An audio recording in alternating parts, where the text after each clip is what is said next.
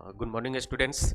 कल हम लोग क्लास 10th का पिछला वीडियो में हम लोग वीवीआई क्वेश्चन जो ऑब्जेक्टिव है एमसीक्यू उसका हम पिछला जो क्लास था जो मेरा वीडियो का पार्ट 1 था एमसीक्यू का जो एग्जाम से संबंधित बहुत महत्वपूर्ण है उसका पार्ट 1 में हम लोग 30 या 31 तक देखे थे, लेकिन उसमें कुछ साउंड में प्रॉब्लम था लास्ट वाला क्वेश्चन में 30 से। उससे पहले सब ठीक था, तो फिर से आज दूसरा पार्ट है हम लोग क्वेश्चन नंबर 30 से आज हम लोग देखते हैं। इसमें साउंड नहीं था कल, जिसके कारण ये चलिए 30 नंबर क्वेश्चन है कि ग्लूकोज में कार्बन के कितने अणु होते हैं। तो ग्लूकोज जो है, ग्लूकोज का पहले देखते हैं सूत्र क्या होता है, रासायनिक सूत्र C6H12O6। ये ग्लूकोज का रासायनिक सूत्र होता है। इसमें देखेंगे कार्बन का, किसका, यानी कार्बन ये है C से, कार्बन का कितना अणु है, देखिए क्या है 6 है। तो ग्लूकोज में कार्बन के कितना अणु है, तो 6 है। हमारा ऑप्शन हो जाएगा बी आंसर। अगला क्वेश्चन है मनुष्य में श्वसन तंत्र से होने वाली बीमारी है। यहाँ पे बीमारी यहाँ पे नहीं है, टाइपिंग एरर है। यानी इनमें से कौन है जो दिए गए जो ऑप्शन है उसमें से कौन बीमारी है जो श्वसन तंत्र से नहीं है। तो इन्फ्लुएंजा देखेंगे तो ये श्वसन तंत्र से जुड़ा हुआ बीमारी है। डिप्थीरिया भी क्या है, यह भी श्वसन तंत्र है। निमोनिया भी श्वसन तंत्र से संबंधित बीमारी है। तो पोलियो जो है हमारा श्वसन तंत्र से जुड़ा हुआ बीमारी नहीं है। पोलियो वायरस से होता है और इसमें हाथ पैर या किसी भी अंग में ये पैरालाइज जैसा उसका विकास रुक जाता है, उस अंग का, तो बोलते हैं पोलियो मार दिया है, या वायरस से होता है। ये बहुत, अब ये भारत में पोलियो लगभग खत्म होने को है। बहुत सालों से पोलियो अभियान चलाया जा रहा है। छोटे बच्चों को 5 साल तक के जो बच्चा होता है, जन्म लेने पर पोलियो का उसको टीका भी दिया जाता है, फिर ओरल तरीके से पोलियो का 2 बूंद भी पिलाया जाता है। तो भारत में अब इसका लगभग ये क्या हो गया है, समाप्त हो चुका है। फिर भी अभी कुछ सालों तक अभी ये चलेगा ताकि पूरी तरह से ये खत्म हो जाए। तो इन्फ्लुएंजा, डिप्थीरिया और निमोनिया सभी जो है श्वसन तंत्र से जुड़ा बीमारी है, और पोलियो जो है ये श्वसन तंत्र से जुड़ा हुआ बीमारी नहीं है। तो हमारा ऑप्शन हो जाएगा डी, पोलियो। 32 नंबर हमारा क्वेश्चन है शरीर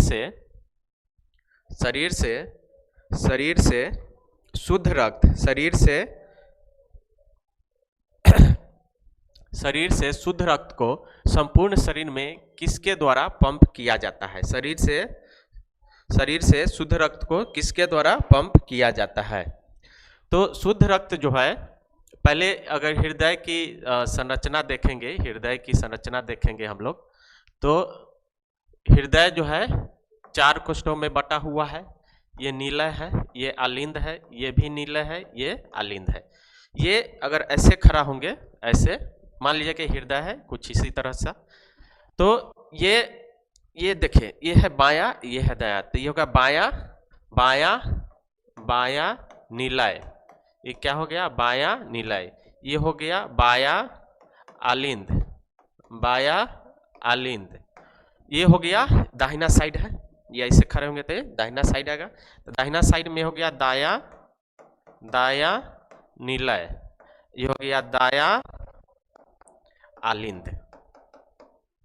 क्वेश्चन पूछा भी जाता है कि मनुष्य के हृदय में कितने कोष्ठक होते हैं। तो 4, देख लिए, 1 2 3 4, चारों का नाम हो गया बायां नीलय, दायां नीलय, बायां आलिंद, दायां आलिंद। तो 4 तरह का कोष्ठक होता है। तो ये जो शुद्ध रक्त जो है, ये जो पंप करता है पूरे शरीर में, ये किससे करता है, बायां नीलय से करता है। किससे, बायां नीलय से करता है। ऑक्सीजन युक्त, शुद्ध रक्त का मतलब ऑक्सीजन युक्त रक्त, और अशुद्ध रक्त मतलब CO2 युक्त रक्त। तो सबसे पहले फुफ्फुस शिरा से बायां आलिंद में रक्त पहुंचता है, ऑक्सीजन मिला हुआ, और बायां आलिंद से पहुंचता है बायां नीलय में, और बायां नीलय यहां से पंप करके पूरे शरीर में ऑक्सीजन को क्या करता है, भेजता है। और फिर ये पूरे शरीर से होता हुआ ये कोशिकाओं से जब ऑक्सीजन का उपयोग कर लिया जाता है कोशिकीय श्वसन में, तो फिर यहाँ से CO2 बनता है, और CO2 को फिर लेकर के ये कहाँ पे लाया जाता है, ये फिर लाया जाता है बायां दायां आलिंद से, फिर ये फेफड़ा में जाता है, जहां से फिर फेफड़ा में जाकर के फिर से क्या किया जाता है, CO2 को छोड़ दिया जाता है, फिर सांस लेते हैं तो फिर ऑक्सीजन मिला करके फिर ये बायां में से यहाँ से पंप किया जाता है। और ये क्रिया जो है ये सर्कल चलते रहता है, ये चक्र हमेशा चलते रहता है। तो क्वेश्चन क्या था कि हृदय से शुद्ध रक्त को संपूर्ण शरीर में किसके द्वारा पंप किया जाता है, तो किसके द्वारा, बायां निलय। ऑप्शन देखिए, बायां निलय, बायां निलय यानी निलय द्वारा। ऑप्शन नंबर सी, निलय कौन सा निलय, तो बायां, कौन सा, बायां ऑप्शन रहेगा। अगर सिर्फ निलय, धमनी, फेफड़ा, द्वार इस तरह से रहेगा तब तो हम सिर्फ निलय लगाएंगे। अगर पूछ देगा दायां निलय, बायां निलय, तो कौन सा लगाएंगे, बायां निलय। कौन लगाएंगे, बायां निलय। अगला क्वेश्चन है, निम्न में से कौन समूहों में केवल जैव निम्नीकरण है।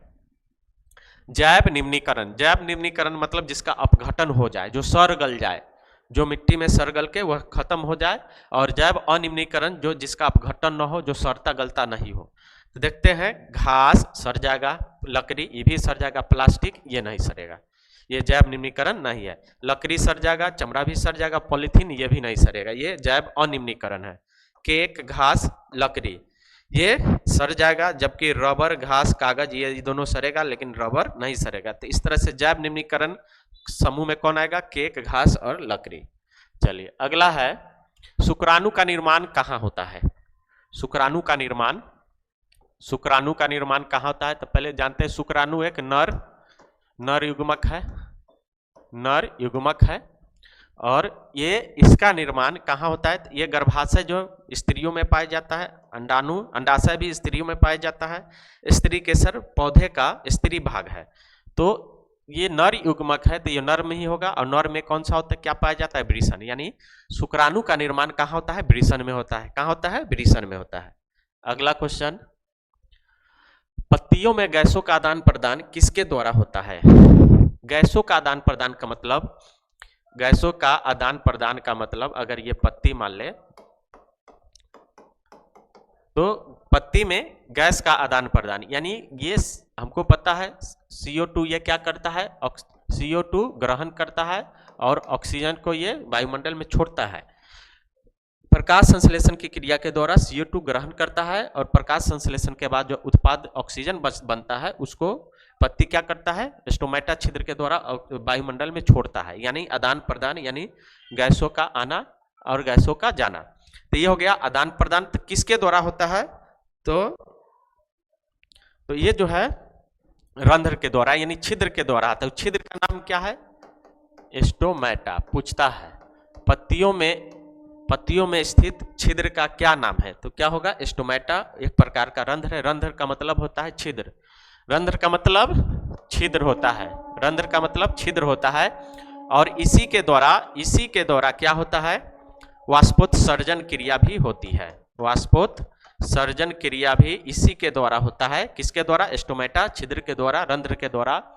तो ये वाष्पोत्सर्जन होता क्या है, तो वाष्पोत्सर्जन जो है शरीर पौधों में उपस्थित जल की मात्रा, ये ज़्यादातर ये गर्मी के मौसम में होता है, जब तेज धूप होती है, ज़्यादा तापमान होता है, तो पौधों में जो उपस्थित नमी है वह वाष्प बन करके क्या होता है, इस पत्ती के द्वारा, पत्ती के रंध्र के द्वारा वायुमंडल में जाती है। आप लोग देखे होंगे कि जब बहुत तेज गर्मी के दिन में तेज धूपा होता है दोपहर के समय, तो पौधों का पत्ती जो मौल जाता है, मुरझा जाता है, क्योंकि उसमें नमी की मात्रा, पानी जो है सूख जाता है, क्योंकि वह वाष्पोत्सर्जन क्रिया द्वारा उससे नमी उड़ जाता है भाप बन करके। तो ये वाष्पोत्सर्जन जो है स्टोमेटा के ही द्वारा होती है। ये भी क्वेश्चन पूछ सकता है। अगला है, कोशिका का ऊर्जा मुद्रा के रूप में, कोशिका का ऊर्जा मुद्रा के रूप में किसे जाना जाता है, ऊर्जा मुद्रा। तो देखते हैं DAP, APT, ATP, PPT। तो ये कोशिका में जो ऊर्जा का निर्माण होता है किस रूप में होता है, तो ATP के रूप में होता है। ऊर्जा का निर्माण ATP के रूप में होता है। इसी को क्या बोलते हैं, कोशिका ऊर्जा मुद्रा बोला जाता है। Option C answer.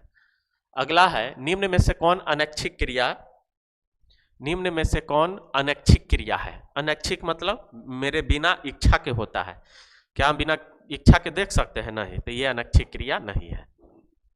हृदय का धड़कना, हम अपनी मर्जी से अपना हृदय को रोक नहीं सकते हैं, ये इस पर हमारी इच्छा अनुसार ये नहीं चलता है, इसलिए ये अनैच्छिक क्रिया है। दौड़ना रोना हमारे इच्छा के अनुसार है, देखना भी इच्छा के अनुसार है, लेकिन हृदय का धड़कना हमारे इच्छा के अनुसार नहीं है, खुद होती है, इसलिए क्या बोलते हैं, अनैच्छिक क्रिया। तो ऑप्शन हो जाएगा बी, हृदय का धड़कना। श्वसन का अंतिम उत्पाद, श्वसन का अंतिम उत्पाद क्या है? यानी जब हम श्वसन करते हैं तो कोशिका में ऑक्सीजन जाकर के यहाँ पे कोशिकीय दहन होता है, वहाँ पे हम जो भोजन करते हैं ग्लूकोज का, वहाँ पे क्या होता है, ग्लूकोज का दहन होता है, कोशिकीय दहन होता है। उसके बाद क्या क्या बनता है? तो उसमें कार्बन डाइऑक्साइड, जल और ऊर्जा, ये तीनों बनता है, ये सब भी बनता है, लेकिन ये इस ऑप्शन डी में सब है। CO2 है, ऑक्सीजन, जल है, कार्बन डाइऑक्साइड है, सब है, और ऑप्शन डी में सभी तीनों को शामिल किया गया, इसलिए ऑप्शन हमारा डी हो जाएगा।